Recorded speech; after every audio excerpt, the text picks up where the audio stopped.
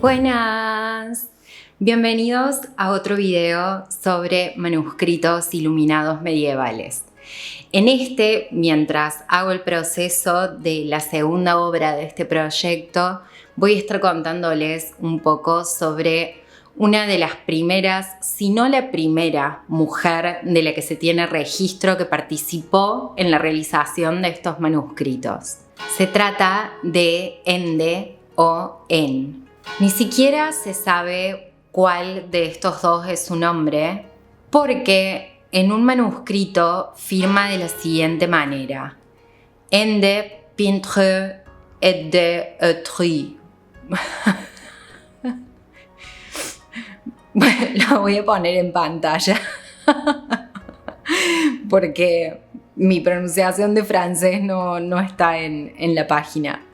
Pero lo importante es que, como hay una separación muy pequeña entre el en y el de, ha generado dudas en la traducción esto, porque no se sabe si significa ende, pintora y ayudante de Dios, o si el de se refiere a un artículo y entonces sería en, la pintora y ayudante de Dios.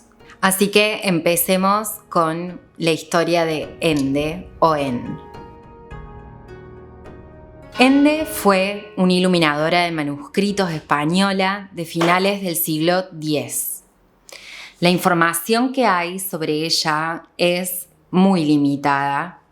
Es posible que fuese una monja, quizás del monasterio de San Salvador de Tábara, pero según John Williams, que es un investigador del medioevo, Ende puede que no haya sido monja, sino una noble de León, que rechazó la vida de monja, manejó sus riquezas y trabajó en el convento de Tábara. Ende iluminó el Beato de Gerona, que contiene el comentario al Apocalipsis escrito por el Beato Liébana, que se preserva en la Catedral de Gerona. El nombre de Ende, junto con el de otro iluminador, figura en el colofón del manuscrito. Este códice contiene 284 páginas y un tamaño aproximado de 40 por 26 centímetros. Y lo más extraordinario es que contiene 115 miniaturas. El manuscrito habría sido encargado por el abad Domingo y el texto fue copiado por el presbítero Emeterio, al que califica de hermano. Esto indica que el monasterio en el que vivía estaba habitado por una comunidad de monjes y otra de monjas, ambas bajo la autoridad de un mismo abad.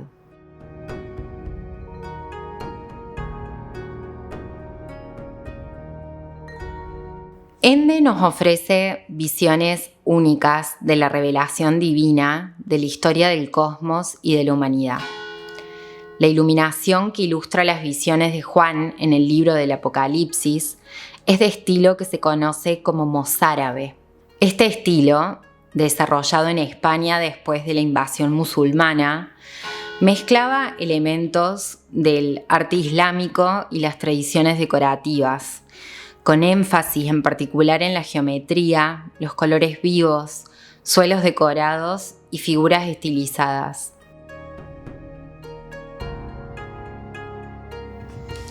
Ende trabaja mostrando un exuberante trabajo del color, intentando dar profundidad a sus ilustraciones y acercarse más al naturalismo con los pliegues de la indumentaria, por ejemplo, lo cual es diferente a lo que se venía haciendo hasta el momento y es por lo que se la considera una anticipada, digamos, al estilo románico.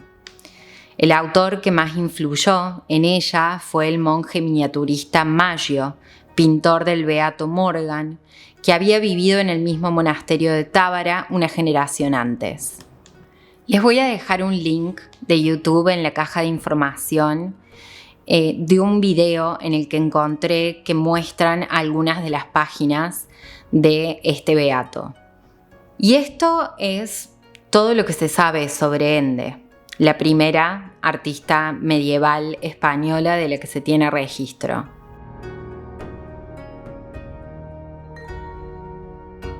Sobre el comentario del Apocalipsis del Beato en sí, del Beato de Liébana, leí un artículo de Umberto Eco que habla de todo menos maravillas.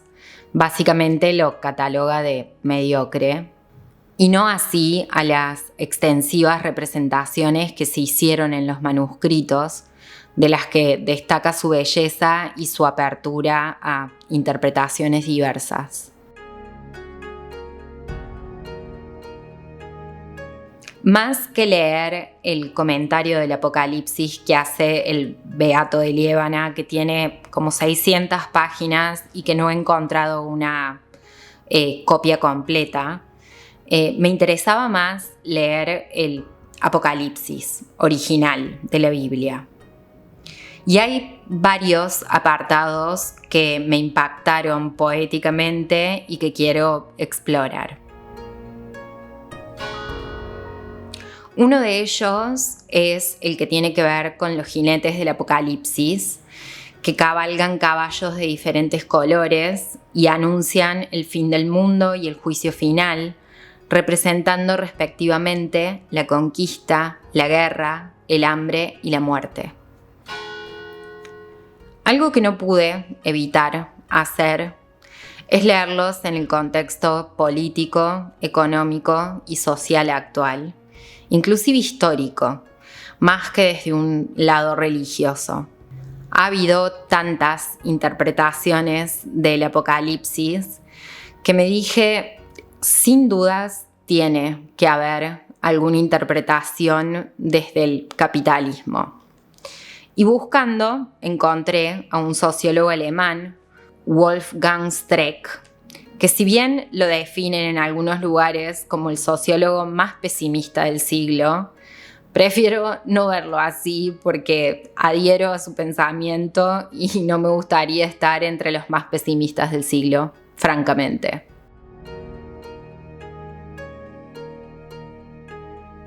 Streeck teoriza que estamos asistiendo al apocalipsis del capitalismo y que los jinetes de este apocalipsis son tres: el estancamiento económico, la creciente deuda y la desigualdad social. Les leo una cita de este sociólogo. La gran mayoría de los miembros de una sociedad capitalista deben trabajar bajo la dirección, por mediada que sea, de los propietarios privados de los instrumentos que necesitan para ganarse la vida y en los términos establecidos por los propietarios, en consonancia con su deseo de maximizar la tasa de aumento de su capital. Motivar a los no propietarios a hacerlo, a trabajar dura y diligentemente en interés de estos, requiere dispositivos ingeniosos, palos y zanahorias de los tipos más diversos que nunca tienen un funcionamiento asegurado, que deben ser continuamente reinventados a medida que el progreso capitalista los deja continuamente obsoletos. Dicho en argentino, el capitalismo nos está matando a todos. Estos son algunos de los fragmentos del Apocalipsis que me interesa trabajar. 1. Pero tengo contra ti que has dejado tu primer amor. Recuerda, por tanto, de dónde has caído y arrepiéntete y haz las primeras obras, pues si no, vendré pronto a ti y quitaré tu candelero de su lugar si no te hubieres arrepentido. 2. Yo conozco tus obras, que ni eres frío ni caliente. Ojalá fuese frío o caliente. Pero por cuanto eres tibio y no frío ni caliente, te vomitaré de mi boca. Porque tú dices, yo soy rico y me he enriquecido, y de ninguna cosa tengo necesidad, y no sabes que tú eres un desventurado, miserable, pobre, ciego y desnudo. 3. Y las naciones se enfurecieron, y vino tu ira, y llegó el tiempo de juzgar a los muertos y de dar la recompensa a tus siervos los profetas, a los santos, a los que temen tu nombre, a los pequeños y a los grandes, y de destruir a los que destruyen la tierra. 4. También se le dio boca que hablaba grandes cosas y blasfemias, y se le dio autoridad para actuar 42 meses. 5. Yo soy el alfa y la omega, el principio y el fin.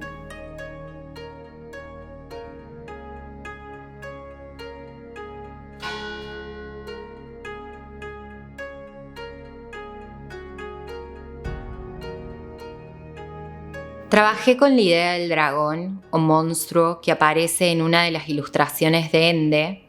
En mi caso, lo trabajé más como en las ilustraciones orientales, en las que los dragones no tienen las connotaciones que tienen en la Biblia, sino que simbolizan poder, buena fortuna y sabiduría.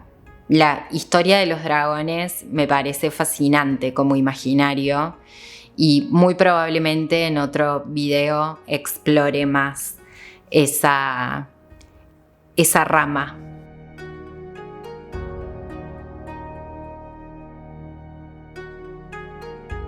La frase en francés que aparece cercana a alfa y omega, traducida solita estoy, es de un poema de Christine de Pizan. Sobre Christine voy a hablar más en profundidad en otro video, pero como un pequeño adelanto, fue una filósofa, poeta y escritora francesa de mediados del 1300 y es considerada la precursora del feminismo occidental. El poema dice: solita estoy y solita quiero estar. Solita me dejó mi dulce amado, solita estoy sin compañero ni dueño. Solita estoy, doliente y reconcomida. Solita estoy sin ganas, desolada. Solita estoy más que otra perdida. Solita estoy sin amado, atormentada. Solita estoy en la puerta o la ventana. Solita estoy en un rincón escondida. Solita estoy para reponerme de mis lloros. Solita estoy, doliente o resignada. Solita estoy, nada hay que más me agobie. Solita estoy en mi habitación encerrada. Solita estoy, sin amado, atormentada. Solita estoy donde quiera que yo esté. Solita estoy que camine o que me siente. Solita estoy más que otra en la tierra. Solita estoy de todos abandonada. Solita estoy duramente hundida. Solita estoy a menudo tan llorosa. Solita estoy sin amado, atormentada. Príncipes, así es que mi dolor ha comenzado. Solita estoy de toda pena amenazada. Solita estoy más sombría que una mora. Solita estoy sin amado, atormentada. En fin, sálvese quien pueda. Yo me voy a apoyar en el arte como mi generador de sentido.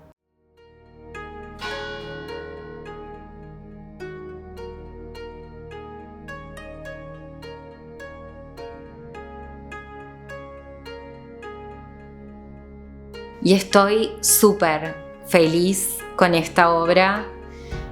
Obviamente no les voy a explicar como todo, me parece que eso es lo interesante del arte, la apertura a interpretaciones.